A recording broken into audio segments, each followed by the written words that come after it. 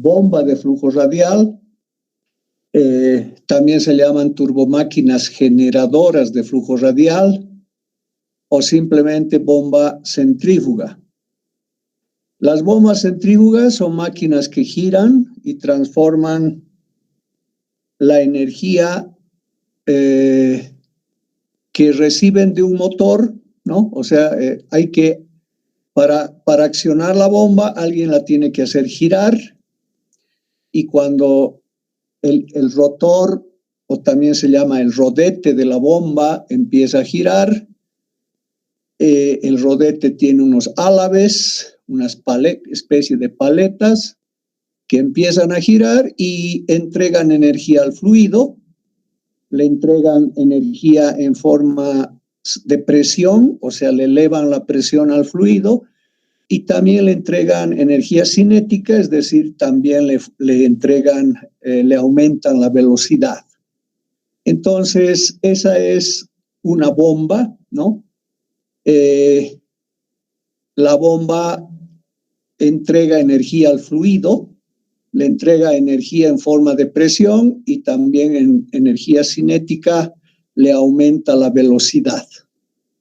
Este tipo de máquina tiene 3 elementos importantes de los que tenemos que saber su función. El primero es el rodete. En el dibujo voy a resaltar acá, el rodete es el elemento que está aquí, ¿no? El rodete o ala, este es el álabe del rodete. El rodete es todo este conjunto que gira, ¿no? Este es el ojo del rodete, por ahí ingresa el fluido a la bomba. Este es el ojo del rodete, por ahí ingresa el fluido hacia la bomba. Aquí al rodete le llaman impulsor en este dibujo. Puede ser el impulsor o el rodete, ¿no? Más se lo conoce como rodete. Es el que impulsa el movimiento de la bomba, del fluido, perdón. También por eso se le puede llamar impulsor. El rodete, entonces, es el elemento que gira solidario al eje de la máquina, y tiene unos álabes fijos que también giran, y entonces al girar se succiona el fluido por el ojo del rodete, el fluido ingresa a la bomba, y entonces los álabes que están girando le entregan energía al fluido, le aumentan la presión y le dan más velocidad. Y una vez el fluido con presión y velocidad sale del rodete, ingresa a la voluta, que es esta parte en forma de caracol, voluta o caja espiral. El fluido sale del rodete, entra a la voluta o a la caja espiral, y por la forma de caracol que tiene, el fluido empieza a describir una trayectoria en forma de espiral, y entonces nuevamente se le aumenta la presión y la velocidad al fluido. Luego de que el fluido ha pasado por la voluta o la caja espiral, ingresa al tubo difusor, que es este, el tubo difusor troncocónico, que tiene diferente sección. Aquí la sección es más pequeña y aquí la sección es más grande. Y entonces ese cambio de sección hace que el fluido aumente por tercera vez la presión, o sea, le entreguemos más energía de presión y también energía cinética. El objetivo de la bomba centrífuga es darle presión al fluido, ¿no? No tanto velocidad, pues también se le incrementa la velocidad, pero más se incrementa la presión. El objetivo de la bomba centrífuga es transportar fluidos a presión. Por eso puedo transportarlos grandes distancias, puedo elevarlos también ciertas alturas, porque los estoy transportando con presión y con relativa velocidad, ¿no? Más es la presión que la rapidez con la que transportamos el fluido. Bien, entonces esos tres elementos son importantes, ¿no? El rodete, la caja espiral y la caja espiral o voluta, que tiene forma de caracol, y el tubo difusor. Y después del tubo difusor ya el fluido es impulsado a la tubería de descarga, por aquí arriba, ¿no? Es impulsado a la tubería de descarga y es transportado hacia donde queremos, por el sistema de tuberías que habíamos diseñado, etc. Para que esté claro, el fluido entra por aquí, ¿no?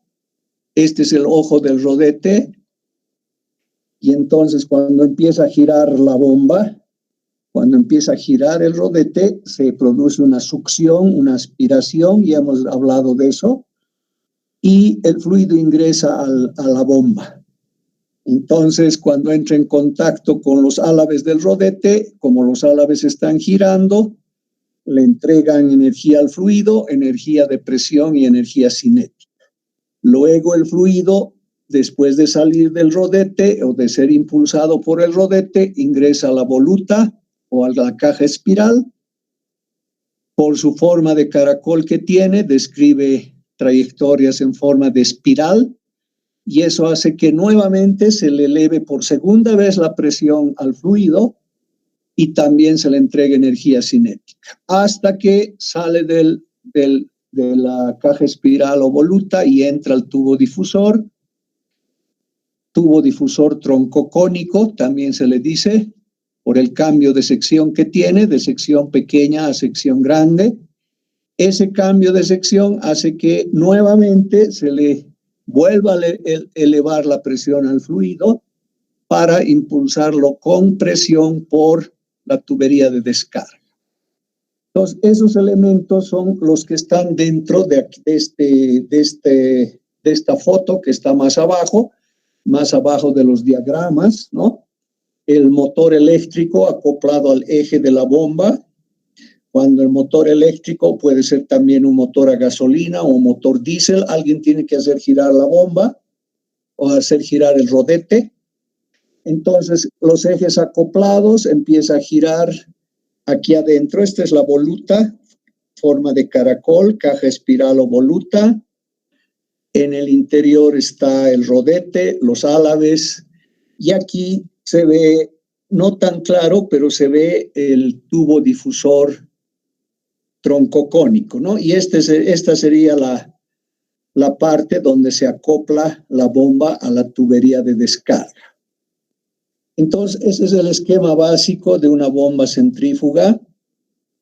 Tres elementos muy importantes: rodete y álabes, ¿no? Caja espiral o voluta y tubo difusor troncocónico.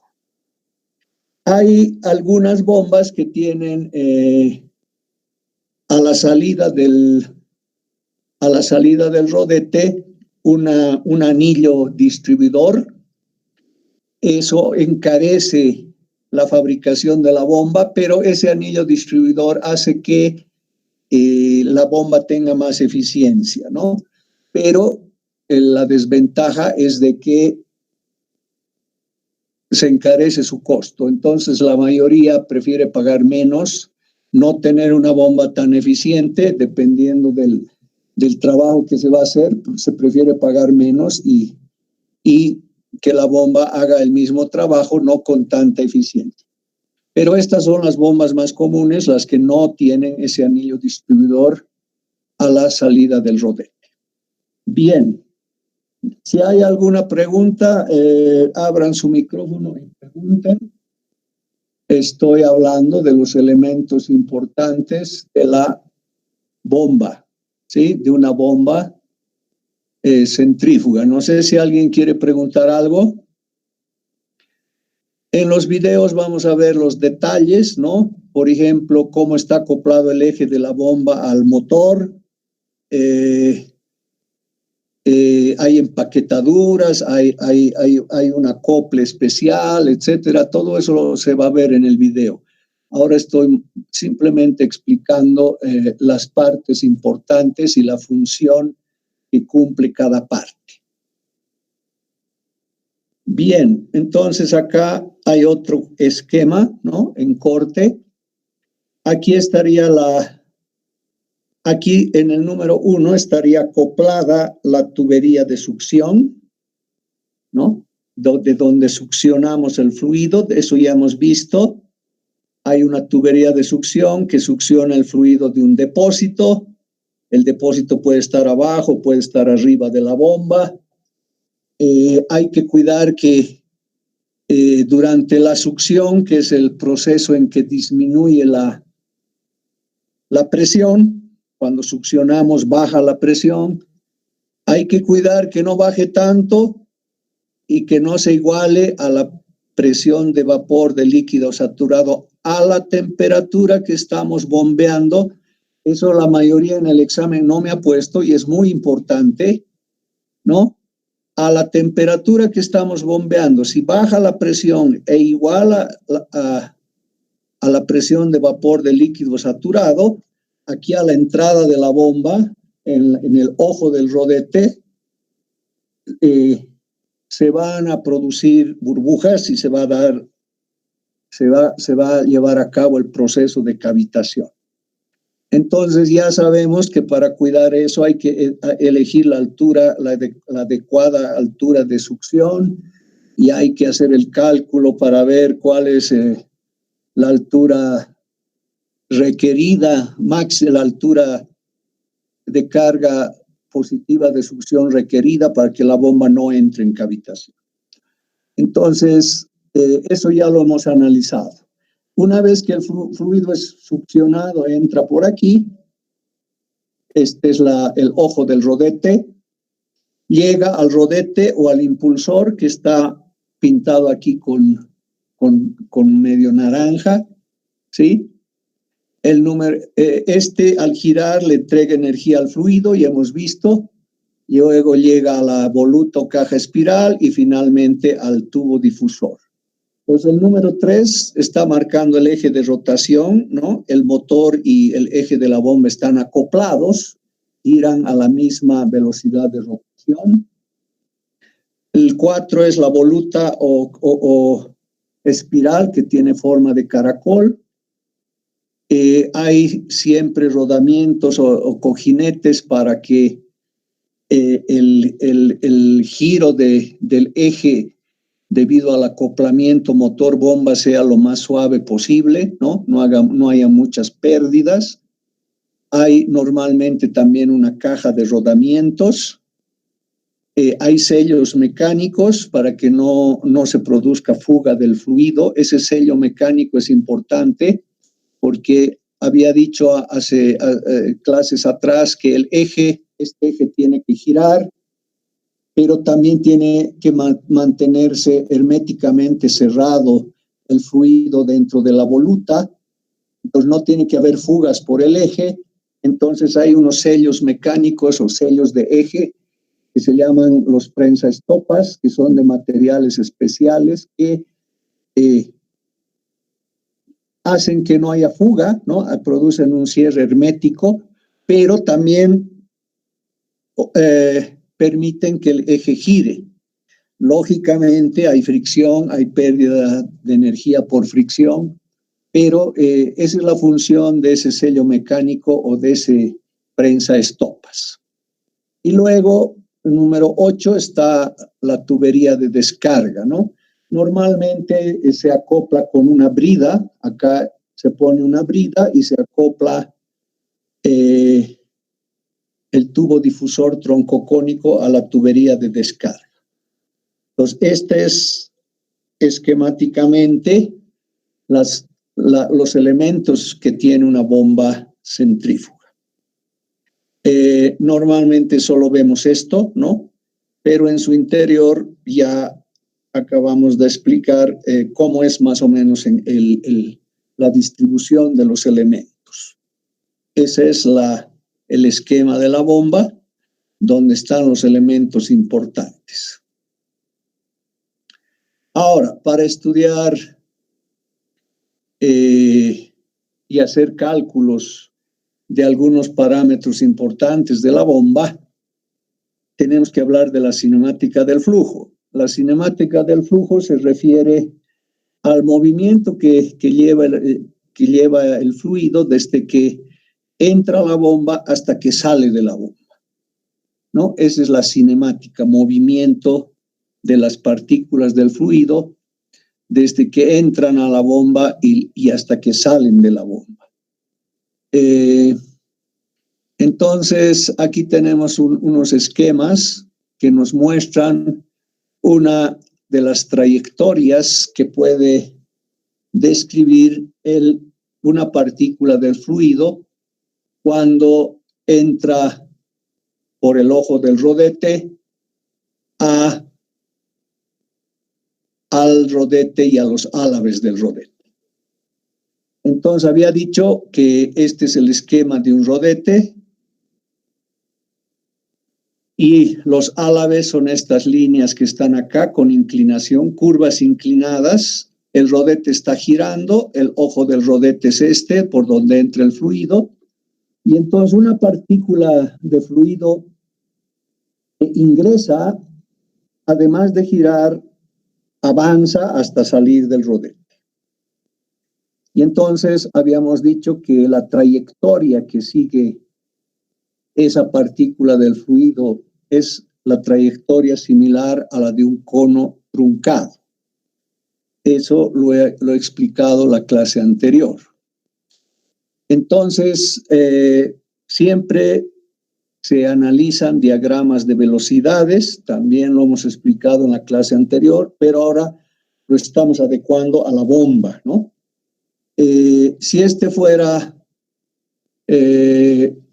un álabe del rodete y tenemos que el fluido ingresa por la parte de la izquierda y sale por la parte de arriba, si hacemos un esquema de este es el álabe, ¿no? La parte más gruesa es el álabe y como el fluido ha ingresado por el ojo del rodete, esta es la entrada al álabe, siempre con número 1, la entrada al álabe. Tal vez puedo aclarar un poco esto. Aquí estaría el punto 1, entrada al álabe. Y ahí hay un diagrama de velocidades. Hemos dicho siempre están presentes 3 velocidades. La velocidad tangencial, que es tangente al círculo, que sería esta, ¿no? U1, tangente al círculo. Tangente al álabe, siempre tangente al álabe, está la relativa. Esta es tangente al álabe en el punto donde se analiza. Y haciendo la suma vectorial de las dos velocidades, está la absoluta. Este es un flujo radial de adentro hacia afuera. El fluido entra por el ojo del rodete, por adentro, y es expulsado por afuera del rodete. Y la velocidad absoluta es C1. Bien, entonces también tenemos los ángulos de flujo. Este ángulo de flujo se repite aquí. Y entonces eso hemos dibujado como triángulos de velocidades, les he dado en el material de la clase anterior.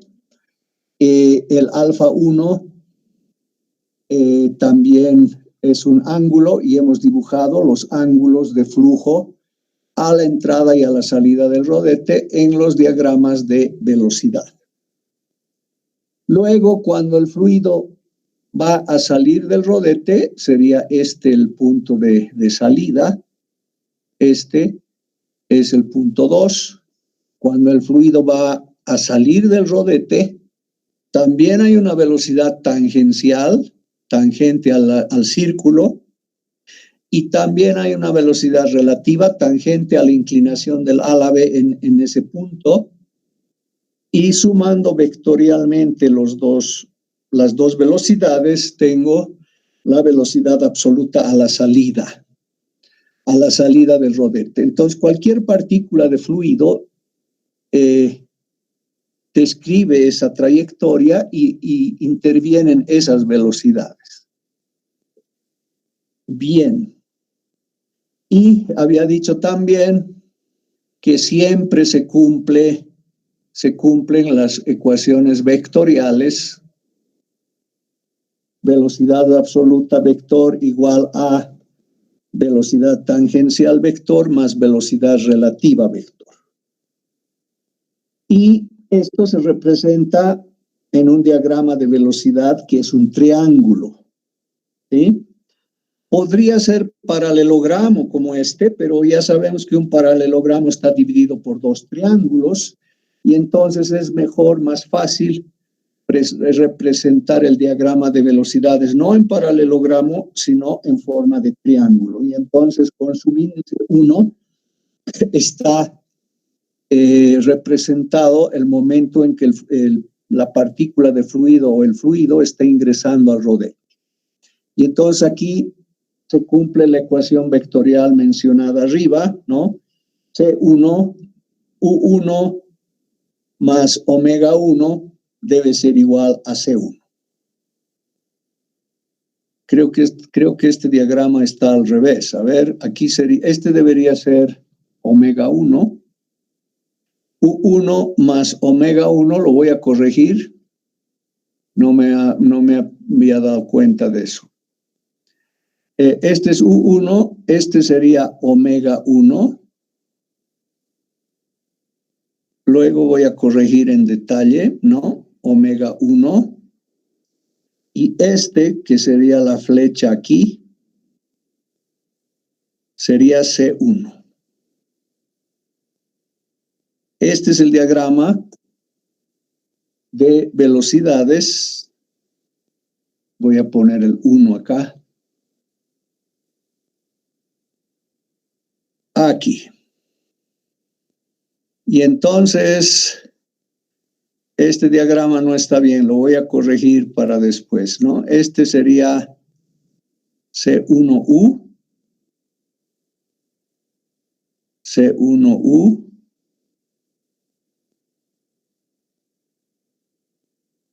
Esto no. Y este sería C1M. Aquí. Cuando les dé esto, lo voy a corregir. C1M. Lo voy a corregir luego mejor, pero ahora estoy explicando, ¿no? Entonces, ese es el diagrama de entrada. Así lo he dado en la anterior clase. Y a la salida, veremos si esto está bien. Esto sería U2. Esto también. Aquí sería omega 2. Todo esto es U2. Aquí es U2, omega 2, y esto sería la flecha aquí, sería C2. Eso hay que descomponer en C2U, aquí, hasta aquí sería C2U. Aquí sería C2U.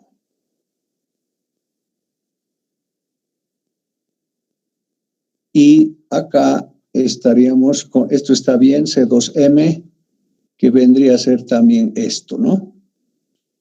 Que puedo mejor dibujarlo así. C2M. Bien, para que tengan bien, luego lo voy a corregir. Aquí. C2M, aunque ya en la clase anterior lo he dado corregido. Bien. Ese es el diagrama. Y aquí están las especificaciones, ¿no? Este es el diagrama para, esto también tendría que hacer notar, cuando los triángulos se abren hacia arriba, son diagramas de bomba, porque el flujo es de adentro hacia afuera. Pero vamos a ver que cuando dibujemos estos diagramas en turbinas, el triángulo se va a abrir hacia abajo. porque el flujo es de afuera hacia adentro, al revés. Cuando estos triángulos se abren hacia abajo, son diagramas de turbinas. Cuando estos triángulos se abren hacia afuera, como están aquí, son diagramas de bombas. Y aquí están los nombres, ¿no? Con subíndice 1 son las velocidades absolutas, es la velocidad absoluta a la entrada o a la salida. U1 es velocidad tangencial a la entrada. Aquí es tangencial, velocidad tangencial a la entrada. Voy a poner aquí para acordarme que tengo que corregir. Tangencial, W es velocidad relativa, alfa es el ángulo que forman los vectores C y U, beta es el ángulo de flujo materializado por la inclinación del álave a la entrada y a la salida del rodete. Eso está muy bien. CU es la componente tangencial de la velocidad absoluta y CM es la componente meridional o también se llama axial de la velocidad absoluta. Bien. Entonces esos son los diagramas cuando cualquier partícula de fluido ingresa al rodete o sale del rodete. Ahora, para elevar el rendimiento de la máquina, se prefiere efectuar el diseño de la bomba o del rodete de la bomba para flujo radial puro a la entrada. Es decir, si el fluido a la entrada entra con flujo radial puro, es decir, sin componente tangencial de velocidad, entra con más, digamos, suavidad, no entra chocando al álave, sino entra de forma suave. Entonces, el proceso de transferencia de energía es más eficiente. Y entonces, siempre que se haga el diseño de una bomba, se trata de que a la entrada el fluido tenga flujo radial puro. Y entonces, ¿qué significa que tenga flujo radial puro? Aquí no hay componente tangencial de la velocidad. Entonces, si no hay componente tangencial de la velocidad, este diagrama que había antes se convierte en un triángulo rectángulo donde C11 existe, solo existe la velocidad absoluta que es igual a la componente axial o meridional. El ángulo alfa 1 es 90 grados y el ángulo de flujo beta 1 es este. O sea, el diagrama de velocidades para flujo radial puro a la entrada se transforma en un triángulo rectángulo y eso hace que la bomba tenga más eficiencia, se sube el rendimiento de la máquina porque al ingresar el fluido a los álabes del rodete lo hace en forma suave, la transferencia de energía es más eficiente. Si no fuera así, el fluido entra chocando al rodete y ahí se pierde algo de energía, entonces no es tan eficiente el funcionamiento de la máquina. Bien, luego se tiene que hablar del factor de deslizamiento. Cuando diseñamos una máquina, lo hacemos de modo que opere con la máxima eficiencia posible. Lo hacemos, digamos, tratando de que la bomba opere donde se produzca la mayor transferencia de energía con muy pocas pérdidas, o tal vez lo ideal es que no existan pérdidas. Pero en funcionamiento real, si bien nosotros diseñamos para condiciones óptimas de funcionamiento, en funcionamiento real puede que esto no se cumpla a cabalidad. Entonces, el factor de deslizamiento nos corrige esas posibles pérdidas que no hemos tomado en cuenta en el momento de hacer los cálculos o en el momento de hacer el diseño en condiciones óptimas de la máquina. Nosotros, para hacer la teoría, para estudiar la teoría de las bombas centrífugas, tomamos en cuenta que las velocidades a la salida del rodete son uniformes en magnitud y dirección. En realidad, esto no se cumple a cabalidad, porque puede haber algún cambio en la dirección de la velocidad cuando el fluido sale del rodete. Precisamente por esos cambios se pueden formar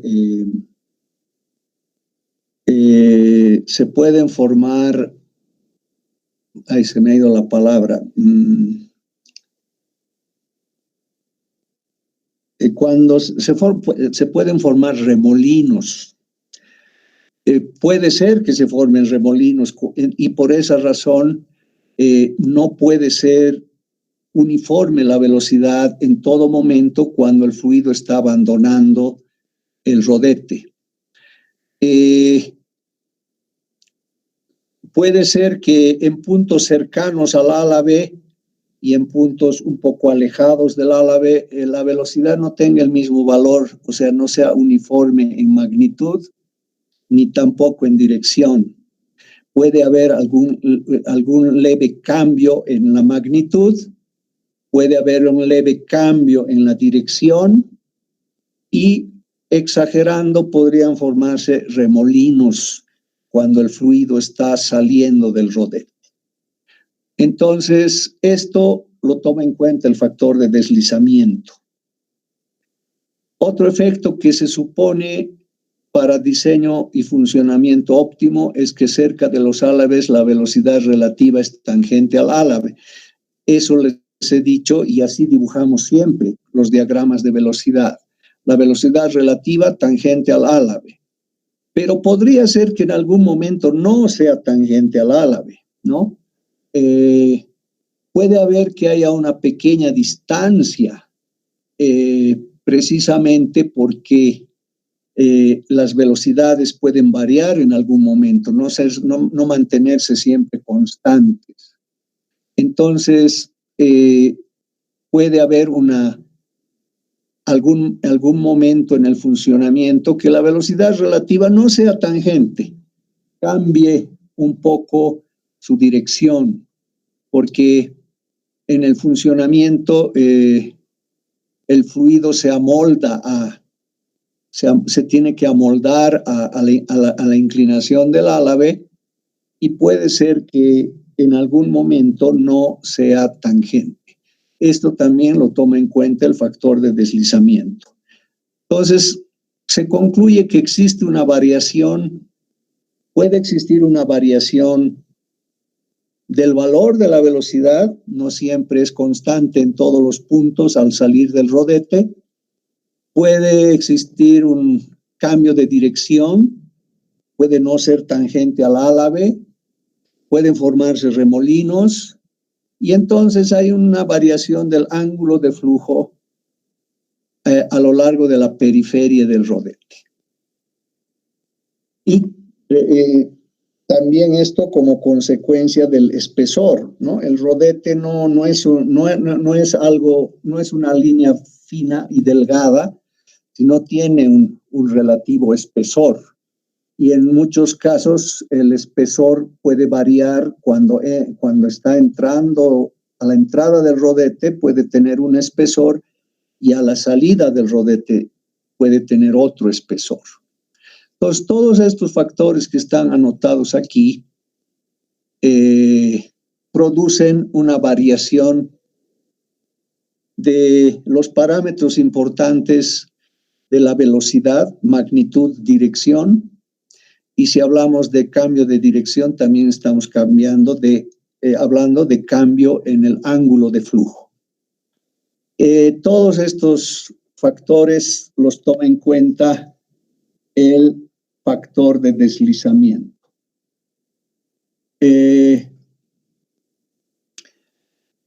Como digo, los factores importantes, bueno, otros factores adicionales, no concernientes a la bomba, ¿no? Que puedan afectar para tomar en cuenta el factor de deslizamiento, puede ser la viscosidad y la presión con la que está trabajando la bomba. Se han hecho investigaciones, ¿no? Y los fabricantes de bombas han dado algunos valores de este factor de deslizamiento. Para cálculos aproximados se puede tomar un 0,8, ¿no? Pero también se ha comprobado que este factor podría variar desde 0,65 hasta 0,92. Entonces, lo más aconsejable es utilizar la ecuación de Stodola. Esta es la ecuación de Stodola que propone esta fórmula empírica para calcular el factor de deslizamiento y que tome en cuenta todas estas posibles variaciones cuando la bomba está funcionando en operación real. Esta ecuación de Stodola toma en cuenta el número de álabes, por eso es importante, porque hay otras ecuaciones que nos permiten calcular el coeficiente de deslizamiento, pero se considera importante que el número de álabes también afecta en esto, ¿no? O sea, no es lo mismo que el rodete tenga 6 álabes a que tenga 12 álabes.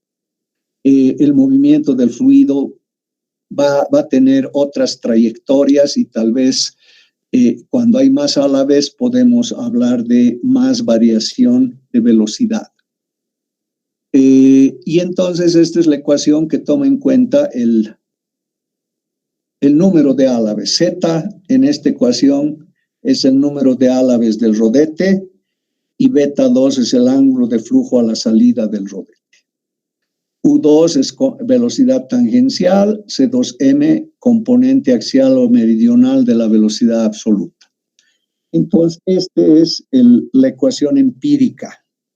La ecuación teórica está deducida aquí a la izquierda, ¿no? Es dos diagramas de velocidades, el diagrama teórico y el diagrama real. Los dos tienen la misma forma, pero hay una pequeña variación acá, delta CU. Hay una pequeña variación en la componente. Bueno, no coinciden en el mismo punto los dos triángulos porque hay una variación en los ángulos de flujo, ¿no? Especialmente el ángulo de flujo a la salida del rodete, que varía de beta 2 a beta 2', por esos cambios de dirección de la velocidad y por esos cambios de magnitud de la velocidad. Entonces, esta variación de la componente tangencial de la velocidad absoluta es restar, o sea, de los dos triángulos, esta es la variación, ¿no? La componente axial o meridional se mantiene constante, no cambia, pero por la variación de los ángulos de flujo, por lo que he explicado hace un momento, se produce una variación en la componente tangencial de la velocidad absoluta. Y no he deducido esta fórmula, pero esta es la ecuación teórica del coeficiente de deslizamiento. Tendríamos que tener la velocidad tangencial, la componente axial o meridional de la velocidad absoluta a la salida del rodete y los ángulos de flujo real y corregido, ¿no? Y entonces podríamos calcular el coeficiente o factor de deslizamiento que toma en cuenta todas esas posibles variaciones de la velocidad en magnitud y dirección cuando el fluido sale del rodete. Vuelvo a repetir, aquí a la derecha estaría la ecuación empírica de Stodola, que es la que más se utiliza para hacer estos cálculos. No sé si hasta aquí hay preguntas.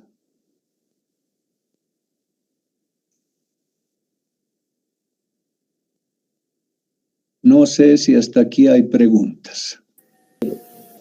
Ya. Bien. Esto tengo que corregir, lo voy a anotar ahí. Bien. Esta, entonces, la teoría. Voy a hablar de las alturas en las bombas. Cuando hablo de alturas en las bombas, tengo que hablar de diferentes alturas, porque no solo de la altura geométrica, sino también de las alturas que representan energía, ¿no? En las bombas.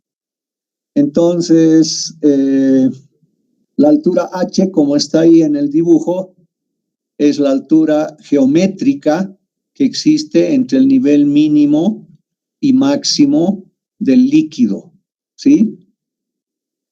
El de los líquidos en los depósitos, ¿no? Esa es la altura geométrica, la que existe entre los niveles mínimo y máximo del líquido en los depósitos. HA, la altura o nivel de aspiración, nosotros le hemos llamado hasta ahora HS, ¿no? HS o HA es la altura de aspiración, altura existente entre el eje de la bomba y el nivel inferior del líquido. HI representaría para nosotros la altura que representa a la energía que el rodete le entrega al fluido, ¿sí? Es la altura de impulsión. Para nosotros es la altura que está dibujada ahí, que representa para nosotros la altura que entrega el rodete al fluido. Esa altura representa la energía que el rodete entrega al fluido, ¿sí? Y bueno, del dibujo vemos que la altura geométrica es HA más HI, ¿no? La altura de aspiración más la altura de impulsión, que es la altura que representa la energía que el fluido entrega al rodete. Y también se deben tomar en cuenta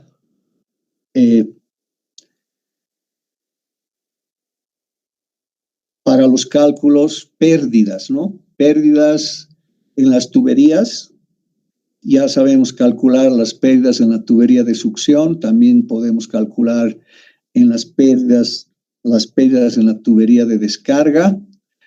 Puede haber rozamiento a la entrada del rodete. Si la temperatura del líquido se eleva, tenemos que vencer otras pérdidas, ¿no? Y el fenómeno de cavitación del que ya hemos hablado.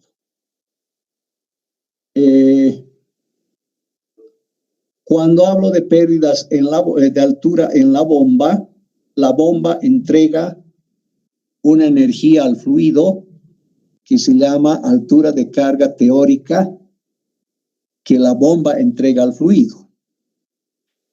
HB es la altura de carga útil, ¿no? Que considera las pérdidas, porque hay pérdidas.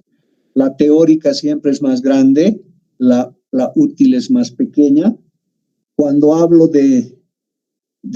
aparte de las alturas que les he indicado hace un momento, tengo que hablar de la altura de bomba teórica, o también se llama la altura de carga teórica, que es la altura que representa la energía que la bomba está entregando al fluido. No toma en cuenta pérdidas. La altura de carga útil o la altura de bomba útil sí toma en cuenta las pérdidas y es una altura menor a la altura teórica. Y si yo resto esas dos alturas, la teórica menos la útil, voy a tener la altura de pérdidas, ¿no? La altura que va a representar a la energía que se pierde en la bomba por diferentes factores. Entonces, si hablo solo de la bomba, estoy hablando de estas tres. Si hablo ya afuera de la bomba, puedo hablar de estas otras alturas que he explicado hace un momento. Si hablo solo dentro de la bomba, estoy hablando de la altura de carga teórica, de la altura de carga útil y la altura de pérdidas en la bomba. ¿Cómo calculo la altura de carga teórica con esta ecuación? Es la ecuación de Euler. Se puede calcular la teórica. No considero pérdidas, ¿no? Es la altura máxima alcanzable, como si toda la energía transmitida al fluido fuera convertida en energía útil sin considerar pérdidas. Ahora, cuando considero pérdidas, tengo que tomar en cuenta el rendimiento hidráulico. Hemos hablado también en la anterior clase que este elemento toma en cuenta todas las pérdidas que se producen en el interior de la máquina, en este caso en el interior de la bomba. Entonces, la altura de bomba útil va a ser el rendimiento hidráulico por la altura de bomba teórica. El rendimiento hidráulico está tomando en cuenta todas esas pérdidas que puedan llevarse a cabo dentro de la máquina. Bien.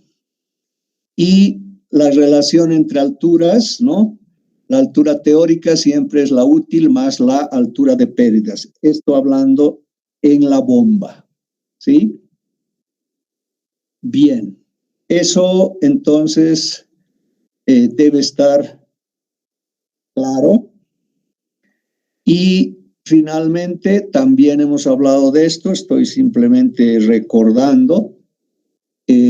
Cuando hablo de una bomba, puedo hablar de la potencia en el rodete, es decir, la potencia que el rodete comunica al fluido.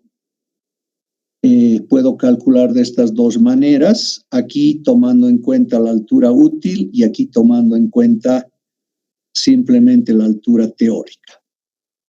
Normalmente el rendimiento volumétrico toma en cuenta las pérdidas de volumen de fluido en la operación de la bomba y normalmente no hay fugas.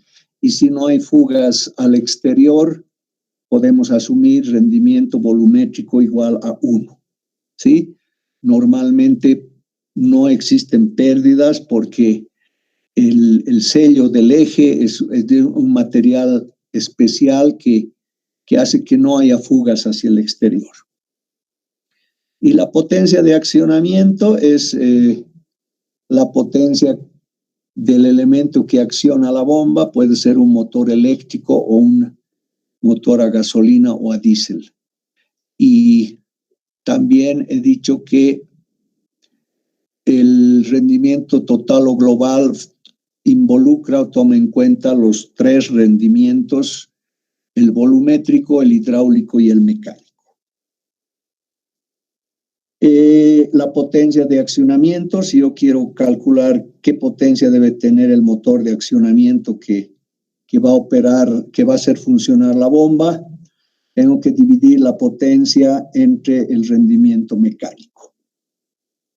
La potencia entre el rendimiento mecánico. Y para terminar esta parte teórica, hay un elemento, un factor que se llama número específico de revoluciones o velocidad específica. Se abrevia NS, está definido de esa manera, como está mostrado ahí. Se aconseja que la velocidad de rotación esté en revoluciones por minuto, el caudal en metros cúbicos segundo y la altura útil de la bomba en metros. Si nosotros reemplazamos eso y con el factor de conversión que está involucrado ya en la fórmula, este valor nos va a dar adimensional, ¿no? Este valor nos va a dar NS es adimensional. Este valor NS sería adimensional. Y entonces es mucho más cómodo trabajar con un valor adimensional porque no me tengo que preocupar de factores de conversión. Pero también se puede trabajar con unidades. Y en su fotocopia de tablas está una tabla de factores de conversión de velocidad específica o número específico de revoluciones. Algunos le llaman a esto velocidad específica. Otros le llaman número específico de revoluciones. Entonces, en realidad es un número adimensional si trabajamos con esas unidades y no nos preocuparíamos de factores de conversión. En la mayoría de los libros se trabaja con número específico de revoluciones adimensional. Pero, repito, se podría trabajar también con dimensiones y para eso hay una tabla de factores de conversión. Este número nos da una idea de cómo va evolucionando la forma del rodete. La forma de los álabes del rodete. La forma y dimensiones, ¿no? Van a ver ustedes en algún lugar en las fotocopias que nos ha preparado el auxiliar del texto que le he dado, van a ver que de acuerdo al número que adopte este número específico de revoluciones, la forma de los álabes y la forma del rodete va cambiando. A medida que va aumentando, van cambiando, van siendo más anchos los rodetes, más gruesos los álabes, pueden ser más largos, más inclinados. El rodete también va cambiando de forma. Y entonces esto nos ayuda a diseñar la forma de los álabes y la forma del rodete. De acuerdo a cómo va cambiando este número, se tiene más o menos idea de cómo son los álabes y cómo va a ser el rodete de la bomba, ¿sí? Bien, entonces en sus fotocopias van a comprobar esto. Hay algunos dibujos de álabes. Si se produce una disminución del diámetro de entrada con relación al diámetro de salida, eso es porque el número específico de revoluciones ha aumentado. Y si ha aumentado, también hay un desplazamiento de los álabes hacia el eje del rodete y los álabes se van cerrando, ¿no? De acuerdo al número, cómo va variando este número, se va produciendo esta variación en la forma y las dimensiones de los álabes y del rodete. Y cuando este número ha aumentado mucho más, progresivamente se produce la modificación en la dirección del flujo. O sea, ya no voy a tener bomba de flujo radial, sino ahora voy a pasar a una bomba de flujo axial. O sea, cuando tengo una bomba de flujo axial es porque este número específico de revoluciones es muy alto y ya se ha modificado la dirección del flujo y entonces ya no estoy trabajando con una bomba de flujo radial, sino con una bomba de flujo axial. Para números grandes de número específico de revoluciones, la bomba ya es de flujo axial, no es de flujo radial. Entonces, eso también nos indica, ¿no? Este número. Si la bomba que voy a diseñar está dentro del rango de bomba de flujo radial o está dentro del rango de bomba de flujo axial. Bien, entonces hasta aquí quiero hacer la teoría y voy a complementar esto con unos videos que no son muy largos. Voy a dejar que ustedes lo vean y si es necesario pararlo, voy a parar y voy a explicar. Si alguien tiene preguntas de lo que he dicho hasta ahora. Ingeniero, eso que nos da varias alturas, sí, antes de esto. Sí. Aquí. Sí, en realidad no lo entiendo bien. ¿Cómo lo voy a utilizar? Ya, les voy a mostrar en cálculos, pero hay que diferenciar dos cosas.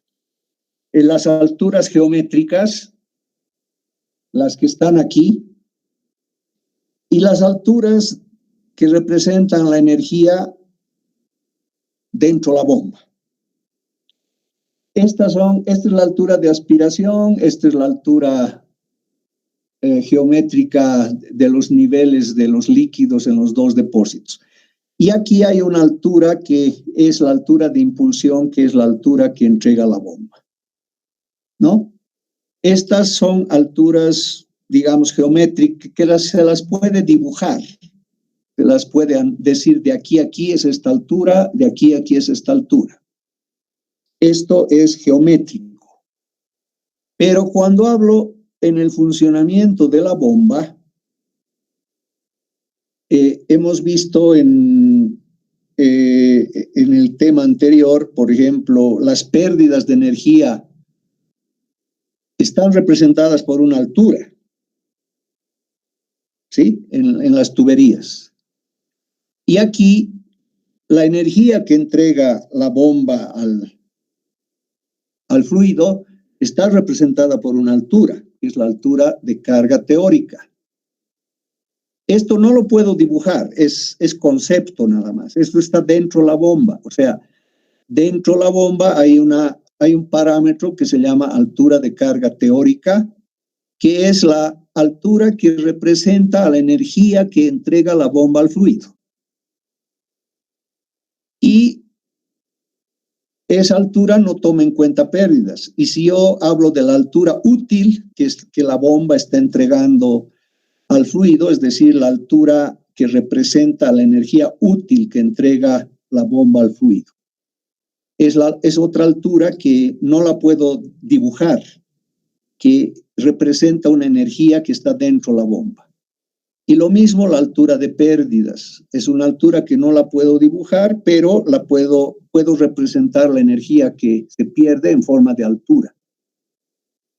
Y esas alturas están relacionadas así, ¿no? Esta es la teórica, esta es la útil, considerando el rendimiento hidráulico que tome en cuenta las pérdidas en el interior de la máquina.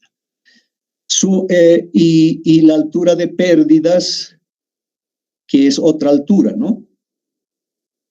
Y esta ecuación siempre se cumple. La altura teórica es la altura útil más la altura de pérdidas cuando estoy analizando el funcionamiento de la bomba.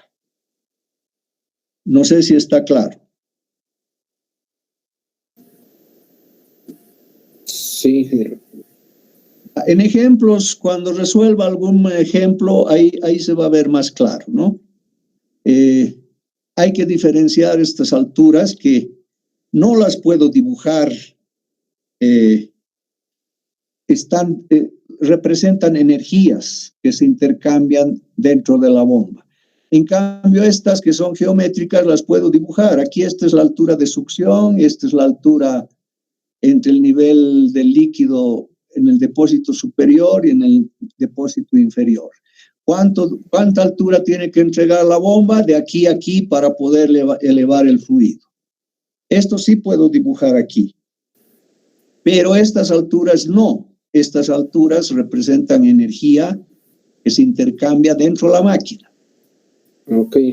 Y el factor de deslizamiento se calcula porque representa pérdida de energía. Sí, cuando se utiliza el factor de deslizamiento, ese factor nos toma en cuenta que ha habido pérdidas en la energía. Entonces, seguramente para calcular esta velocidad C2U, voy a tomar en cuenta el factor de deslizamiento y voy a poder calcular la altura teórica y luego voy a poder calcular la altura útil. ¿Sí? Entonces, todo viene, digamos, es una cadena que tengo que tomar en cuenta para hacer cálculos cuando hay pérdidas. Bien, voy a dejar de compartir esto. No sé si hay otra pregunta. Y voy a mostrar ahora para que vean y tengan claro los videos, ¿sí? Bien. Son tres, son cortitos, creo, no dura más. Uno dura 10 minutos y los otros creo que 4 a 5. A ver. Empezaremos con este. Me dicen si se ve. ¿Se ve? Sí.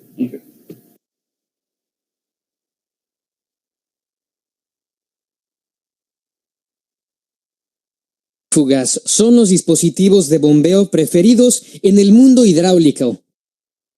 En este video veremos el concepto de trabajo de las bombas centrífugas.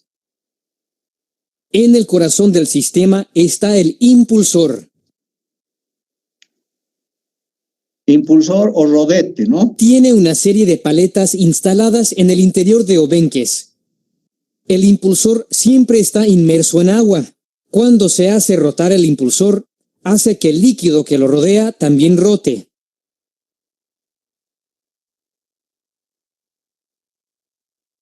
Esto imparte fuerza centrífuga a partículas de agua, y el agua se mueve rápidamente hacia afuera. Flujo como la radial energía hacia afuera, ¿no? Flujo radial de adentro hacia afuera. Este es el ojo del rodete, por ahí ha sido aspirado el fluido.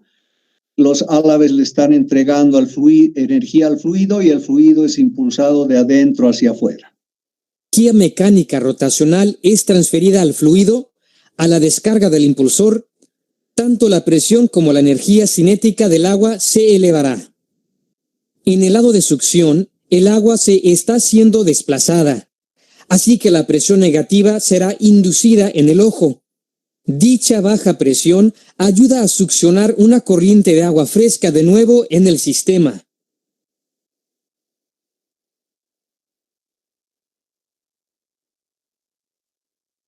El impulsor es instalado dentro de una carcasa. Así, el agua que se mueve hacia afuera será recolectada dentro de él y se moverá en la misma dirección de rotación del impulsor para descargar la boquilla. Ahí está el caracol también, ¿no?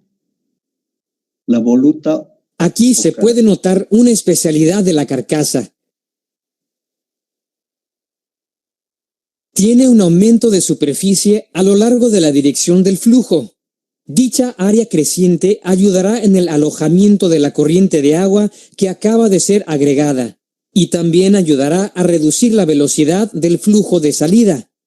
La reducción de velocidad del flujo resultará en un aumento de la presión estática, la cual es requerida para superar la resistencia del sistema de bombeo. Acá se puede ver más detalles de las paletas dentro del impulsor. Son paletas curviadas hacia atrás, con una configuración de ojo de última generación. Esta paleta se extrae de un modelo de bombeo Kirloskar. Si la presión del lado de succión del impulsor baja por debajo de la presión de vapor del agua, un fenómeno peligroso puede ocurrir. El agua empezará a hervir formando burbujas de vapor y dañará el material impulsor a través del tiempo. Este fenómeno es conocido como cavitación.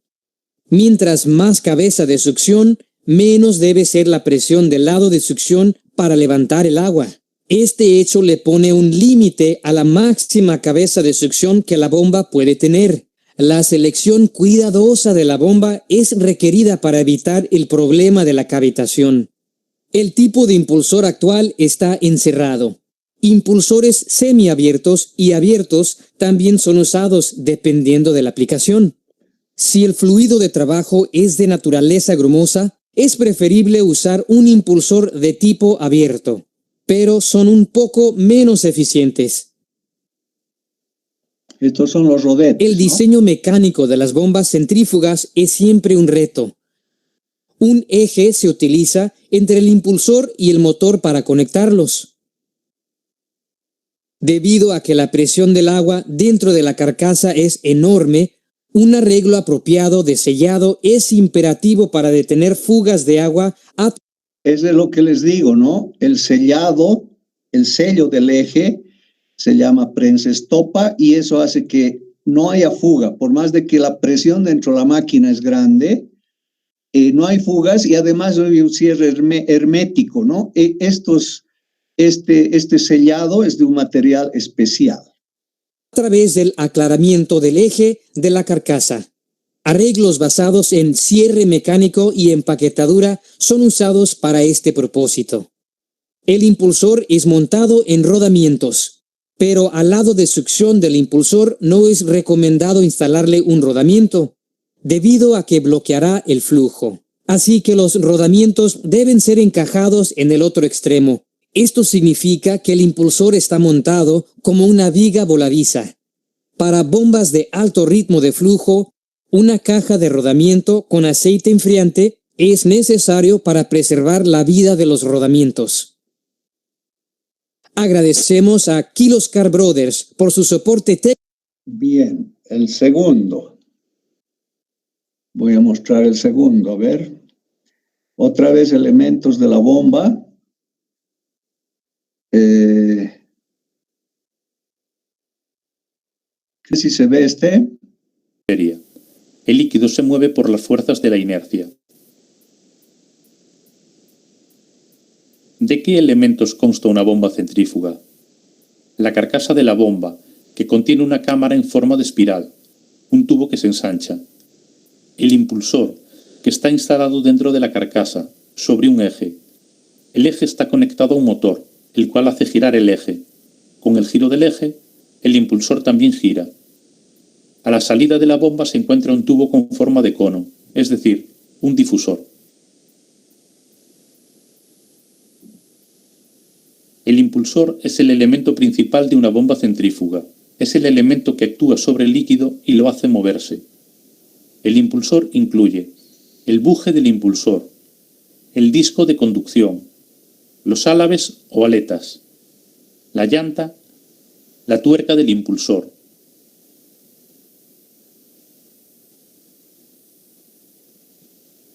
¿Cómo funciona una bomba centrífuga? El motor gira el eje con el impulsor montado en él. Las aletas giratorias interactúan con las partículas del líquido, transfiriéndoles energía y acelerándolas. Las partículas aceleradas, debido a la fuerza centrífuga, se mueven del centro a la periferia de la rueda y terminan cayendo en la sección de paso de la carcasa con forma de voluta. Esta sección de paso aumenta en la dirección del flujo del líquido, lo que produce una disminución en la velocidad de circulación del líquido y, en consecuencia, un aumento de la presión. De la sección de paso, el líquido fluye hacia el difusor y luego hacia la tubería de presión. Como resultado de la salida del líquido de la parte central de la bomba, la presión en esta zona comenzará a descender bajo la influencia de la presión atmosférica. El líquido entrará en la parte central de la bomba, de donde pasará a las aletas del impulsor.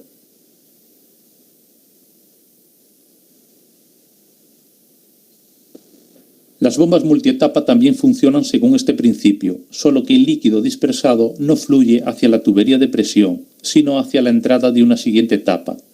A la salida de la última etapa, el líquido fluye hacia el difusor. ¿Qué pasa si no hay agua en la bomba centrífuga? Para que el agua llene una bomba vacía, se debe extraer el aire de ella. ¿Será posible? El impulsor acelera las partículas de líquido y éstas se mueven bajo la acción de las fuerzas de la inercia. y la inercia depende de la masa. Las partículas del aire son mucho más ligeras que las del agua. El impulsor no podrá bombear el aire de la bomba debido a que es demasiado ligero y, en consecuencia, su inercia será demasiado baja. Si no se puede extraer el aire de la bomba, el agua tampoco la llenará. Por lo tanto, la bomba centrífuga debe llenarse con agua antes de ser encendida. Para evitar que el agua se escape cuando se apaga la bomba, se debe instalar una válvula de retención en el sistema.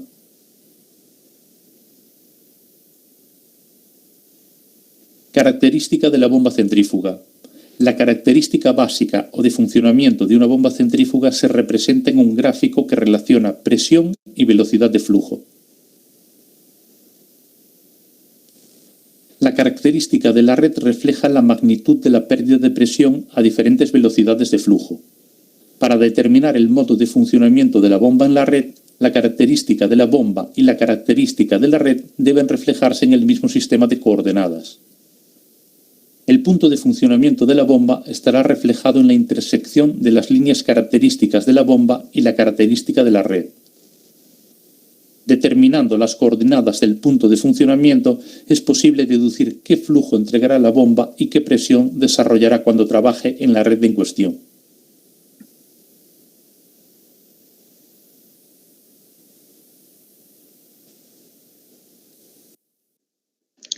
Bien, eso de las curvas características lo vamos a ver luego.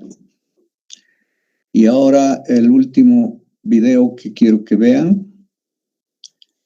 Y con eso terminamos. Hola a todos, soy Paul de EngineeringMindset.com. En este vídeo vamos a ver las bombas centrífugas para entender cómo funcionan, los diferentes tipos y dónde las usamos. Pueden obtener más información sobre las bombas centrífugas, comprar piezas y accesorios o hablar con expertos en las principales marcas de bombas como Bell & Gossett, Taco y otras visitando statesupply.com, que ha patrocinado amablemente este vídeo. Simplemente haga clic en el enlace de la descripción del vídeo que aparece en la parte inferior para obtener más información. Las bombas centrífugas vienen en diferentes formas, colores y tamaños, pero suelen tener un aspecto parecido a este. Las bombas consisten en dos partes principales, la bomba y el motor. El motor es un motor de inducción eléctrica que nos permite convertir la energía eléctrica en energía mecánica. Esta energía mecánica se utiliza para impulsar la bomba y mover el agua. La bomba succiona el agua a través de la entrada y la empuja hacia afuera a través de la salida.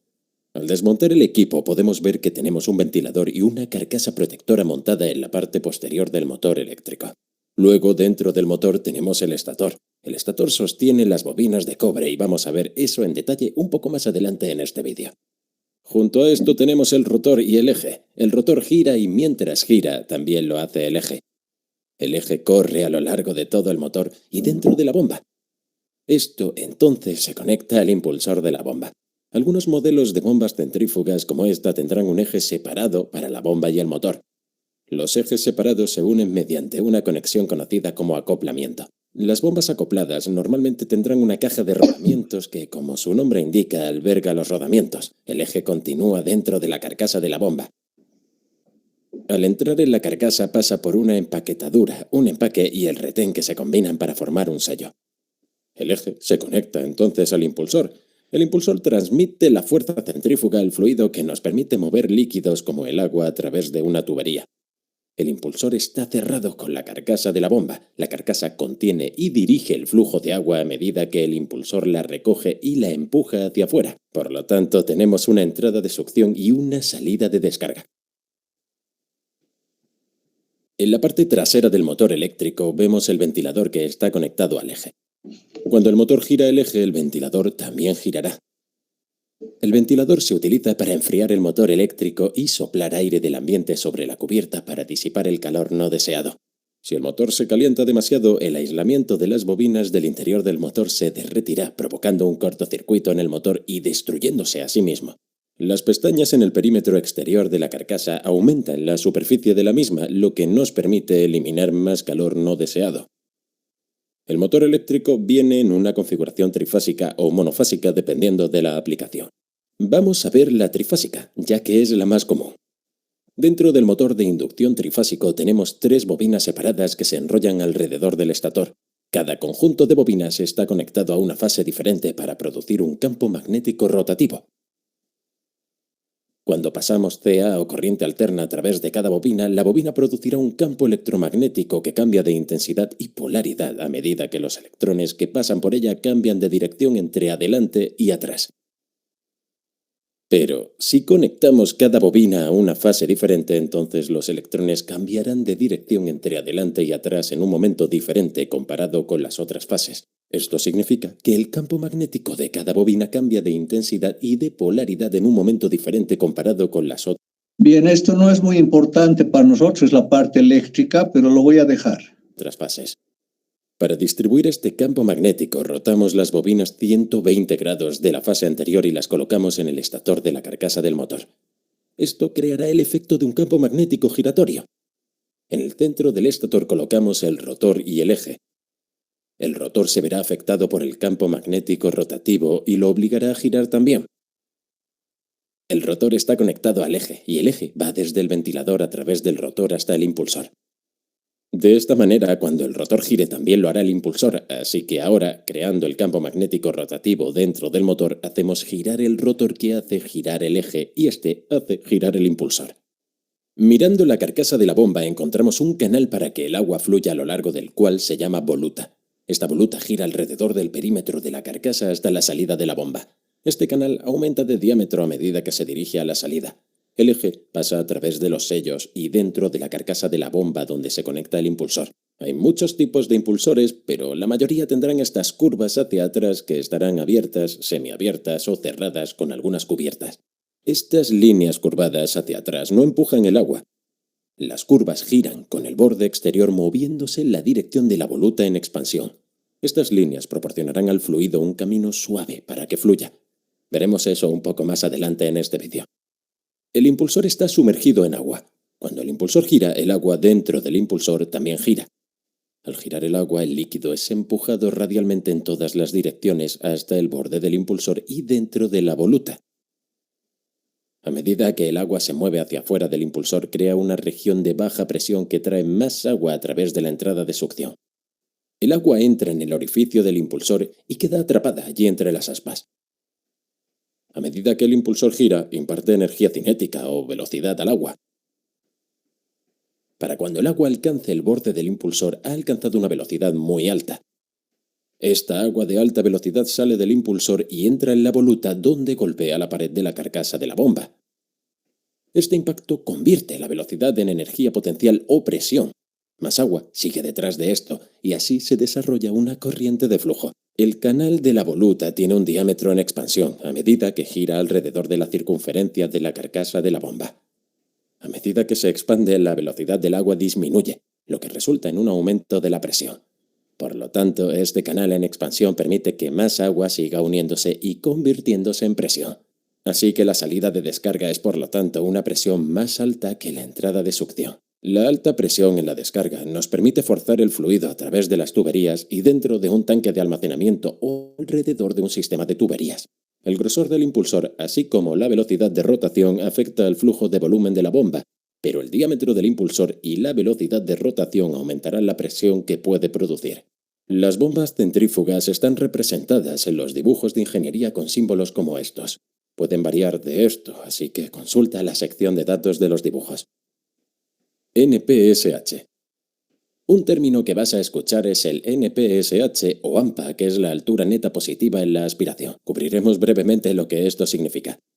Existen dos tipos, el NPSHR y el NPSHA. La R al final es un NPSH requerido. Cada bomba es probada para este valor y esto puede ser obtenido del fabricante de la bomba o de la tabla de operación de las bombas. También se puede calcular, ¿no? Como les he pedido en el examen. Preocupe por este confuso gráfico en este punto. Vamos a desglosarlo y cubrirlo en un vídeo específico. Enlaces a esto en la descripción del vídeo. El valor R es básicamente una advertencia o punto de peligro. A medida que el agua entra en la bomba y fluye hacia el orificio del impulsor, experimenta una pérdida de energía debido a la fricción y esto nos dará una caída de presión. En ciertas condiciones, el agua que fluye por esta sección puede alcanzar el punto de ebullición.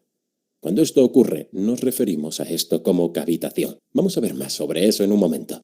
La otra letra al final era la A, y esta es la NPSH disponible.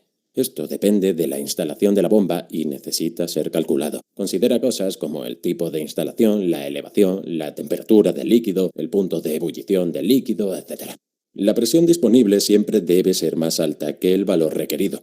Por ejemplo, si tenemos una instalación y calculamos la NSPHA como 11, pero la bomba requiere una NSPHR de 4, entonces la bomba debería estar bien.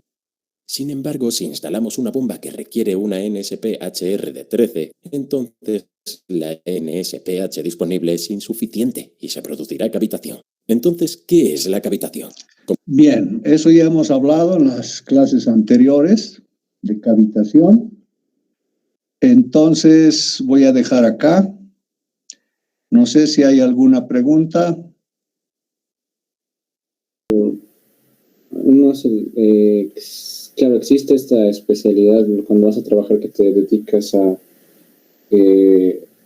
mantenimiento, análisis, ver las fallas de las bombas en las industrias. Uh-huh. O sea, puede ser. Si existe esa especialidad, dice, no lo he entendido bien. Obviamente sí existe, pero no veo bien cómo se trabaja. O sea, lo importante es hacer la instalación, ¿no? O sea, tú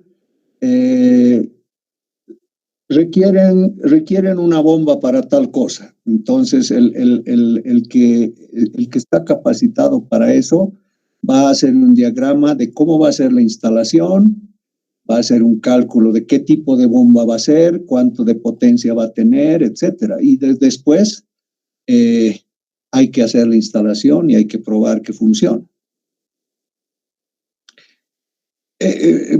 Mover fluidos es necesario en todo lado. Y entonces a los fluidos se los mueve con las bombas.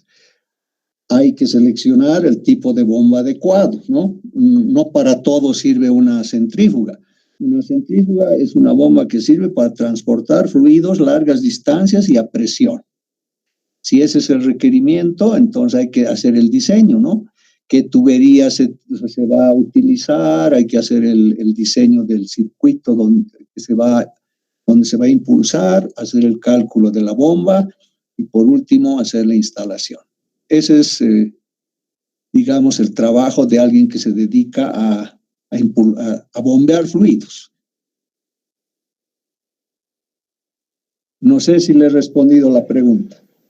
Sí, entonces, bueno, esto se trabajaría como un contrato aparte, como algo así en la empresa. Sí. O si es una empresa grande, tiene ingenieros mecánicos y al ingeniero mecánico le dan ese trabajo. Solucione esto, hay que impulsar, hay que bombear el fluido con tales características, de este lugar a otro, vea qué bomba vamos a instalar, etc. Es una tarea que le pueden dar a un ingeniero en una planta, ¿no?